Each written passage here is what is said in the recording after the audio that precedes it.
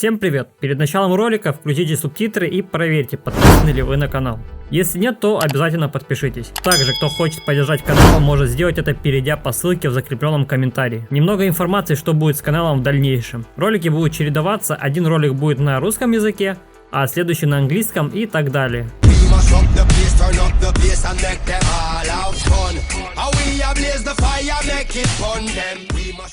Сегодня поговорим о Нормане. Интересный герой, но почему-то не популярный.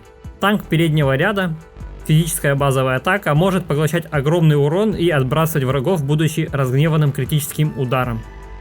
Первый навык Нормана устанавливает щит, во время которого значительно снижает получаемый урон. После исчезновения он восстанавливает здоровье, в соответствии с полученным уроном. Иммунитет к очищающим умениям. Посмотрите на показатель снижения получаемого урона. 77% и 27% суммарно полученного урона конвертируется в исцеление. Мне кажется, это очень круто. Второй навык, удар перезарядки, бьет по ближайшим врагам, нанеся физический урон и повышая свою броню. Дает себе и союзникам рядом щит, повышающий защиту от критических ударов. Получает дополнительное усиление брони за каждый удар врага. Суммируется до 5 раз. Наносит удар ближайшему врагу, нанося физический урон и недалеко отталкивая. Режим гнева. Критические удары, взгляд Нормана увеличивает его энергию.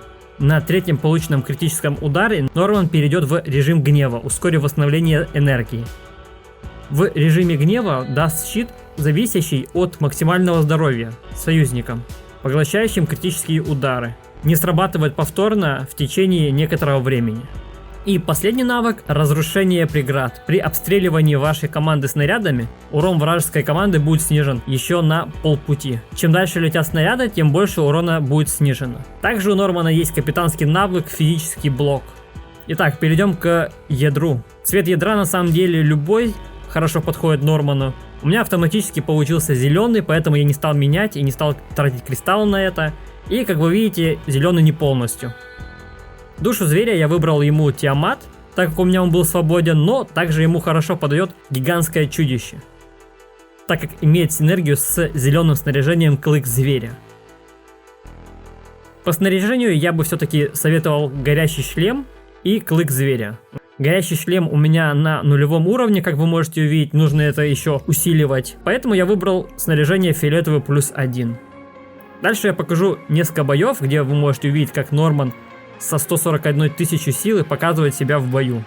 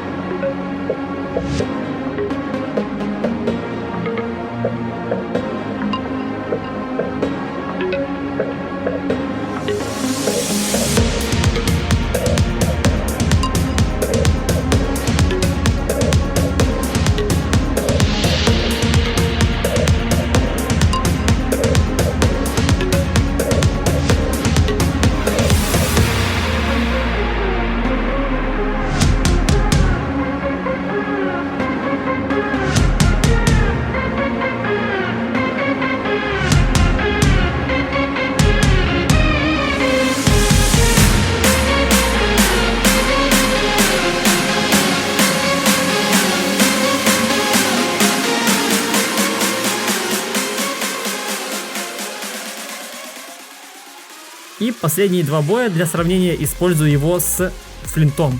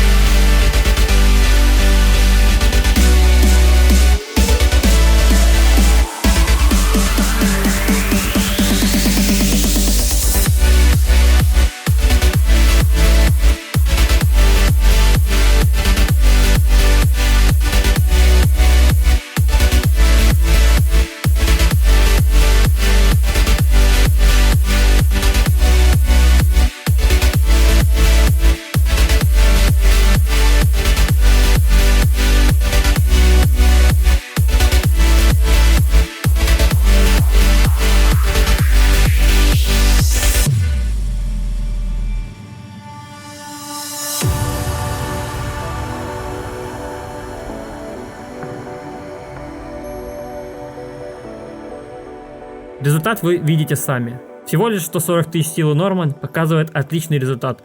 Интересно, что с ним будет, если усилить его до 250 тысяч силы на данный момент.